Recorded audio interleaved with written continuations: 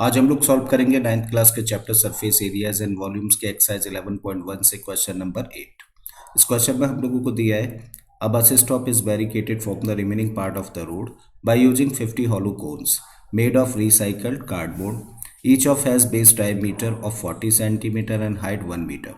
If the outer side of each of the cones is to be painted and the cost of painting is rupees 12 per meter square, then what will be the cost of painting all these cones? तो question में हम लोगों को बोला है कि एक bus stop है जिसको कि बैरिकेड किया जाना है किसकी मदद से 50 हॉलो कोन्स की मदद से। और ये सारे के सारे हॉलो कोन्स एक रिसाइकल्ड कार्डबोर्ड से बने हुए हैं। अब हर एक कोन का जो बेस का डायमीटर है वो 40 सेंटीमीटर है जबकि हर एक की हाइट 1 मीटर है। अब अगर हम लोगों को हर एक कोन की आउटर साइड को पेंट कराना है 12 रुपीज़ पर मीटर स्क्वायर के हिसाब से, तो बताइए पेंटिंग का टोटल खर्चा कितना होगा। तो क्या निकालना है, पेंटिंग का खर्चा हम लोगों को फाइंड करना है। ठीक है, तो चलिए स्टार्ट करते हैं। सबसे पहले कोन की जो डायमेंशंस हम लोगों को दे रखी हैं एक बार लिख लेते हैं। तो कोन के बेस का डायमीटर हम लोगों को दिया है कितना, 40 सेंटीमीटर। और बेस के डायमीटर का मतलब क्या है कि भाई 2r की वैल्यू हम लोगों को दे रखी है जो कि कितनी है, 40 सेंटीमीटर। जब 2r की वैल्यू 40 सेंटीमीटर है सो दिस इम्प्लाइज कि r कितना होगा, 40/2। और 40/2 का मतलब क्या हुआ, 20 सेंटीमीटर। ठीक है, अब क्योंकि हाइट हम लोगों को दे रखी है मीटर में और रेट भी हम लोगों को मीटर स्क्वायर में दिया है, तो क्या करें, सेंटीमीटर को चेंज कर देते हैं मीटर में। तो 20 सेंटीमीटर को हम लोग क्या लिख सकते हैं, इसको लिख सकते हैं 0.2 मीटर। आई थिंक बात यहाँ तक समझ आती है।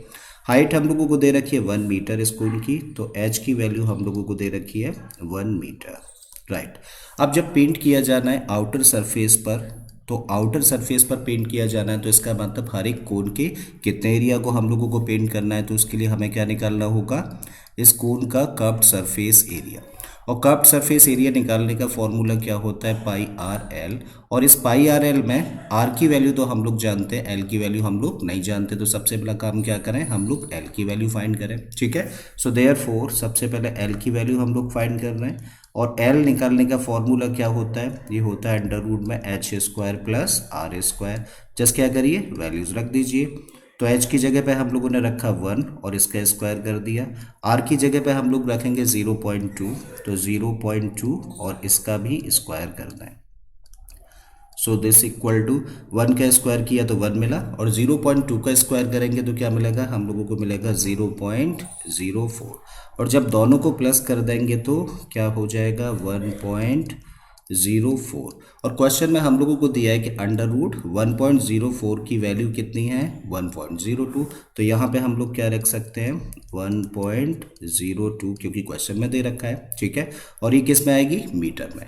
तो हम लोगों ने क्या फाइंड किया, स्लैंट हाइट फाइंड कर ली इस कोन की। ठीक है, अब हम लोगों को क्या निकालना है, हम लोगों को पता लगाना है कि हर एक कोन के कितने एरिया को हमें पेंट करना है। तो उसके लिए हमें क्या निकालने की ज़रूरत है, सी एस ए निकालने की ज़रूरत है। Therefore C S A of each cone कितना होगा, उसका फॉर्मूला होता है पाई आर एल। जस्ट क्या करिए, वैल्यूज रख दीजिए। पाई की वैल्यू क्या ले लिया हम लोगों को यहाँ पर, 3.14। तो पाई की जगह पे हम लोगों ने रखा 3.14। आर की जगह पे हम लोग रखेंगे 0.2। और एल अभी अभी हम लोगों ने निकाला है कितना, 1.02। ठीक है, तो ये क्या निकाल दिया हम लोगों ने, एक कोन का सरफेस एरिया, और ये किस में होगा, मीटर स्क्वायर में। अब ऐसे कितने कोन्स है, क्वेश्चन में हम लोगों को दिया है कि ऐसे 50 कोन्स है। ठीक है, so therefore C S A of 50 cones कितना होगा। देखो एक कोन का कर्व सरफेस हम लोगों को पता है, 50 का निकालना है तो क्या किया जाए, 50 से मल्टीप्लाई कर दिया जाए। तो 50 का मल्टीप्लाई कर दिया एक कोन के कर्व सरफेस में। ठीक है, तो ये क्या है, 3.14 इंटू 0.2 इंटू में 1.02। सबसे पहला काम क्या करो, इस 50 का मल्टीप्लाई करो 0.2 के साथ में। तो जब 50 का मल्टीप्लाई 0.2 के साथ में करेंगे तो क्या मिलेगा हम लोगों को, 10। ठीक है, और फिर इंटू में 3.14 और 1.02। अब 10 का मल्टीप्लाई कर दीजिए किसके साथ, 3.14 के साथ में, तो क्या बन जाएगा 31.4 और इंटू में आ गया 1.02। और अब हम लोगों को 31.4 और 1.02 का मल्टीप्लाई कर लेना है। चलिए इधर दिखा देता हूँ। तो जब हम लोग 31.4 और 1.02 का मल्टीप्लाई करेंगे तो क्या मिलेगा हम लोगों को, तब हम लोगों को मिलता है 32.2।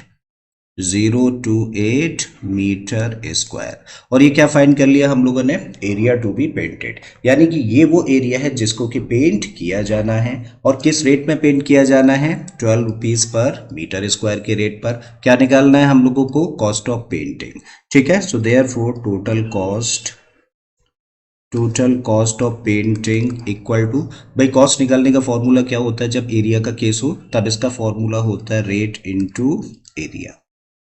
यानी कि हम लोगों को एरिया पता है, रेट पता है, जस्ट दोनों का क्या करें, मल्टीप्लाई कर दे तो हमें क्या मिल जाएगा, टोटल कॉस्ट मिल जाएगी। रेट हम लोगों को दे रखा है 12 रुपीज पर मीटर स्क्वायर, तो यहाँ पे रखिए 12, और एरिया मीटर स्क्वायर में कितना दे रखा है, एरिया दे रखा है 32.028 मीटर स्क्वायर।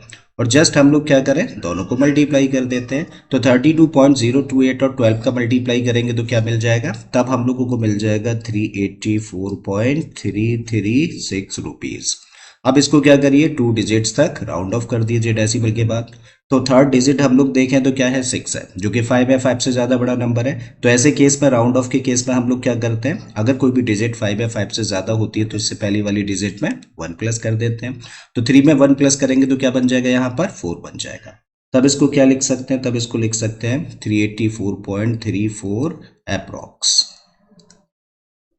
ठीक है, और ये हो गया इस क्वेश्चन का आंसर।